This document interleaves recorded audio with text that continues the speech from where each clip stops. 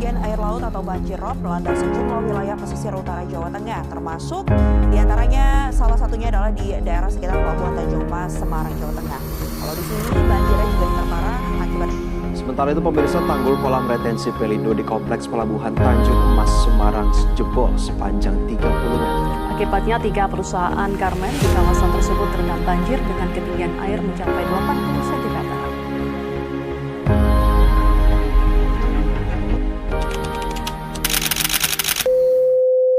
Assalamualaikum warahmatullahi wabarakatuh. Yang saya hormati dosen pengampu hukum administrasi perencanaan Ibu Kusumaninggi Halarasati serta Bapak Insinyur Putu Rudi Setiawan MSc. Di kesempatan kali ini saya akan membahas salah satu pelanggaran tata ruang yang ada di Semarang, yaitu krisis tanggul penahan rob dan pelanggaran tata ruang di kawasan Tanjung Emas, Semarang. Tapi sebelum itu, izinkan saya memperkenalkan diri. Perkenalkan, nama saya Fadila Danaya Isworo dengan NRP 5015251112 dari kelas A. Baik, selanjutnya kita akan membahas kejadian yang terjadi di kawasan Tanjung Mas, Semarang Utara. Pada Mei 2022, terjadi kerusakan pada tanggul banjir dan banjir rob ekstrim sedalam 1,5 meter yang menenggelamkan ribuan rumah warga. Dalam hal ini sangat merugikan bagi kegiatan perekonomian dan perindustrian, di mana kejadian ini terjadi di kawasan Lama Citra, yaitu kawasan salah satu perusahaan yang mengelola pelabuhan di Tanjung Mas. Dalam hal ini juga terjadi pelanggaran tata ruang, di mana terdapat banyak sekali warga yang membangun bangunan liar tanpa izin yang menyebabkan kerusakan tata ruang dan ketidakseimbangan antara tata ruang yang ada di wilayah tersebut. Dalam hal ini terdapat pelanggaran undang-undang yang dilakukan oleh oknum-oknum di wilayah kawasan Tanjung Mas. Menurut UU nomor 26 tahun 2007 tentang penataan ruang sebagaimana diubah UU nomor 6 tahun 2023 tentang Cipta Kerja. Dalam hal ini, berdasarkan rencana tata ruang wilayah Kota Semarang dan rencana zonasi wilayah pesisir dan pulau-pulau kecil, area di sekitar pantai Tanjung Mas memiliki batas sempadan pantai yaitu minimal 100 meter dari titik pasang tertinggi.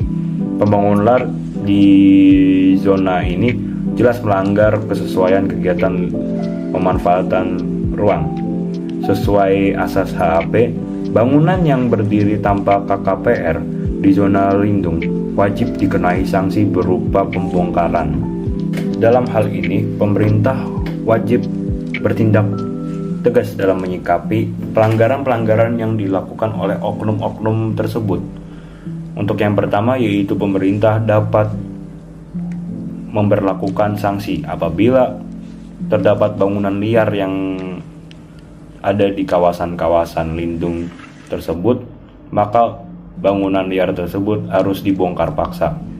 Lalu yang selanjutnya, apabila suatu perusahaan terlibat dalam hal ini, maka harus diberlakukan pencabutan izin operasional. Selain itu, pembuatan instrumen dan pengendalian ruang secara fisik itu sangat penting.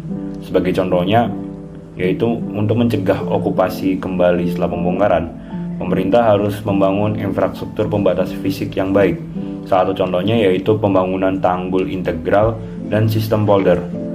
Dalam hal ini, pembangunan tanggul integral dapat menggantikan tanggul swadaya atau tanggul perusahaan yang rapuh dengan tanggul laut sabuk pantai yang terintegrasi, yang strukturnya dapat dihitung berdasarkan proyeksi land subsidence hingga 20 hingga 30 tahun ke depan. Dalam pembangunan tanggul integral ini harus dilengkapi dengan optimalisasi rumah pompa atau sistem polder untuk menyedot genangan.